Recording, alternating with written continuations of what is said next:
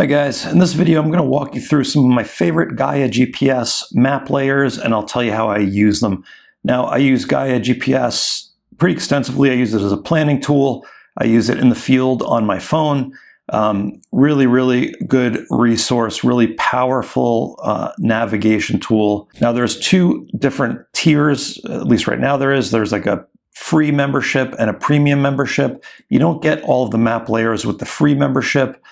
So you need the premium to do that. They've given my readers a discount code. I'll list that under the video and on my gear page if you want to try it out. All right, let's start with the default Gaia Topo map layer. Now this, or Topo, depending on where you're from, this layer is proprietary from them. They use OpenStreetMap information to build this. They hired their own cartographer to come up with the color theme here. And I found that it's really great. It's high contrast. It kind of has the feel of one of those national parks visitors maps, but it has all of these OpenStreetMap trails on there. There's geographic points listed. Overall, it's a really solid map. It's a vector map. It's quick to download. It's routable, so we can, or routable, tomato, so you can click on it and it'll route you from point to point on the trail. So really powerful map. So that's the basic one that I use most of the time. The other one is the satellite map. So they offer a satellite version of this. And let me just bring the opacity up here. So the same thing overlaid onto satellite photos. Again, really helpful, especially when you're planning and you kind of want to get a lay of the land. The other one I use quite a bit is the Forest Service map. Now this is not part of the Forest Service. Let's go to Mount Hood, which is, now the Forest Service map is, I think it's essentially a vector version of the scanned topographic maps that USGS puts out. And what I really like about these maps is that they have a lot of geographical detail. They have buildings, they have canyon names, and they have boundaries of parks all on here. The one downside of these is that the trail lines are not generally as accurate as the trail lines on OpenStreetMaps, or Gaia doesn't. And I prefer the USFS map because it's very easy to read and it's very detailed, as opposed to the regular scanned topographic maps, which look like this. Now this is a more recent one. It's not too bad, but they're pretty to look at, but they're definitely bigger file sizes and a little bit harder to read, but sometimes they do good. You can see here, this is really well laid out here. All right, and if you want to go back in time a little bit, they have historic maps as well. So you can see here that it has these old cabin and camp names, which are not there anymore. Camp Blesson or Timberline Cabin is a ruin, but it's there. Paradise Park. These are little resorts that were here. And if you like to explore and kind of understand the history of your hike, this is a great way to do it. You'll also find mining sites on here as well. But if you want to get some historical context to your hike, looking at a historical map is definitely a good move. Another map I like a lot, especially for planning, is the National Geographic maps. I was first introduced to these in the paper maps, and I still use the paper maps.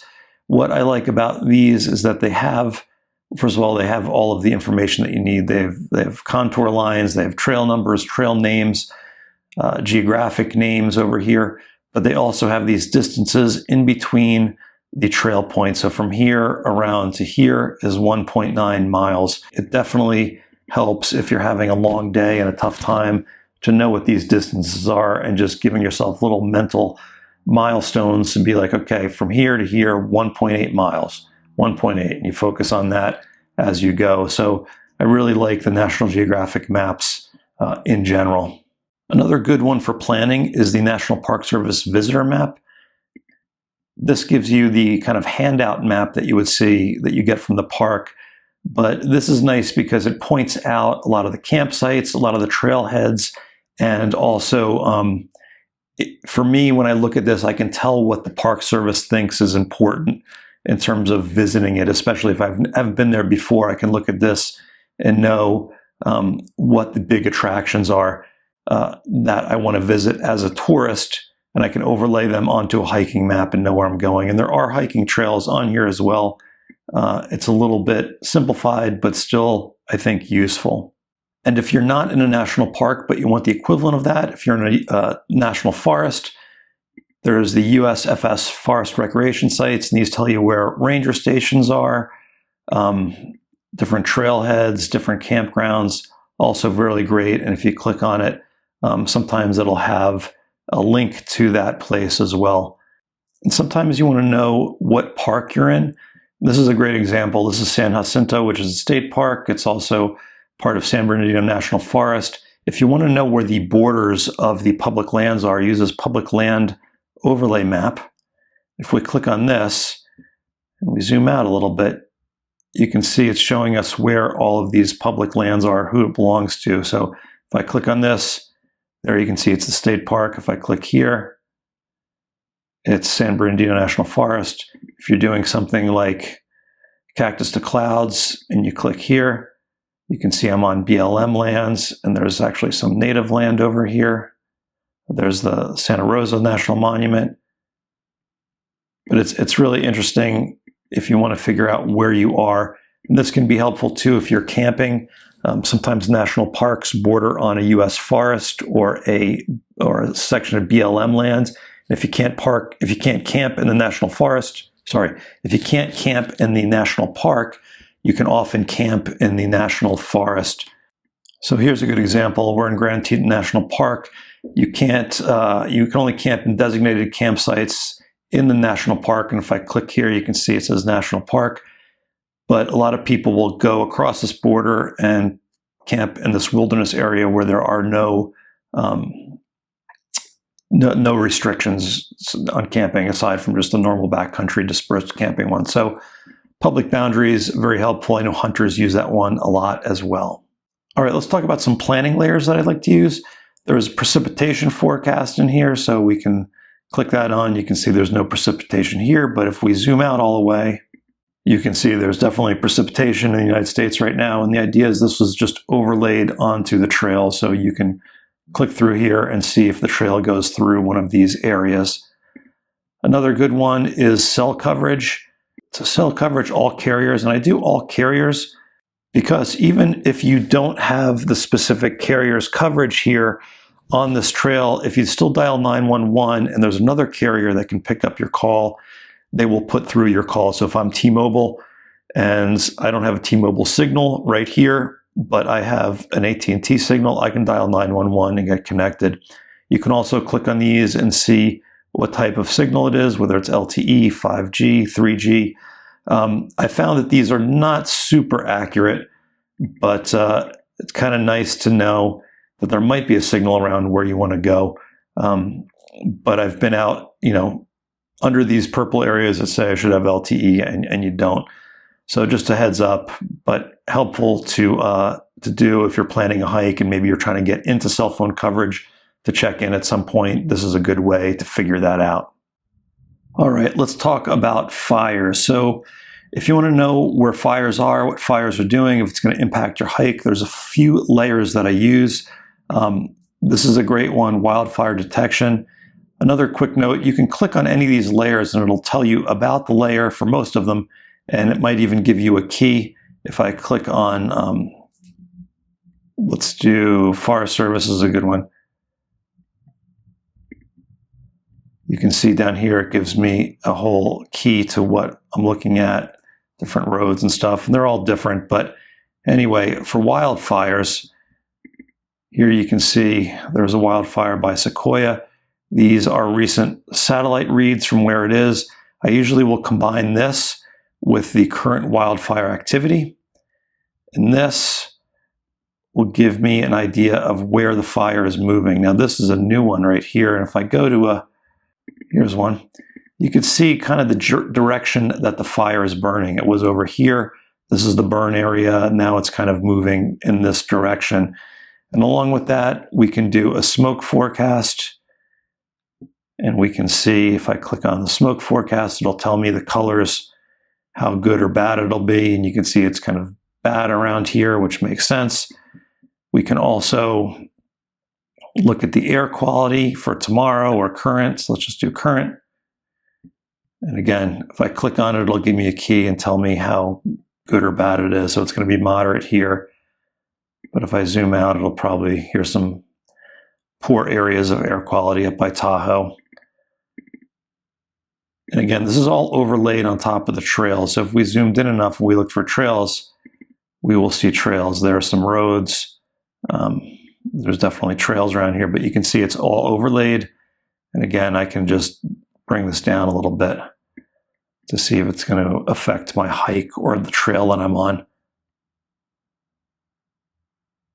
And one last one for fires. You can also do a fresh satellite. So here's a fresh satellite, cloud free. We're going to want clouds because the smoke will be clouds, and we can see. Let's just bump this up all the way. Here you can see the smoke coming off of the fires right there. There are the clouds coming off. But if we go up here, we'll see something similar. Here you can definitely see this is a fire right there. So good way to keep track of a fire. Unfortunately, we have to do that in this day and age, but that's what I do when I want to figure out what's going on with the fires in Gaia. And in the winter, I do something similar with snow. There's snow depth that I'll put on here. There's an avalanche forecast. So here's an avalanche forecast for Olympic National Park, telling me to watch out. These are a little more specific when you're in the winter season, but there's that. And if I go to the snow depth, let's see what the snow depth is. I'm probably zoomed out too much.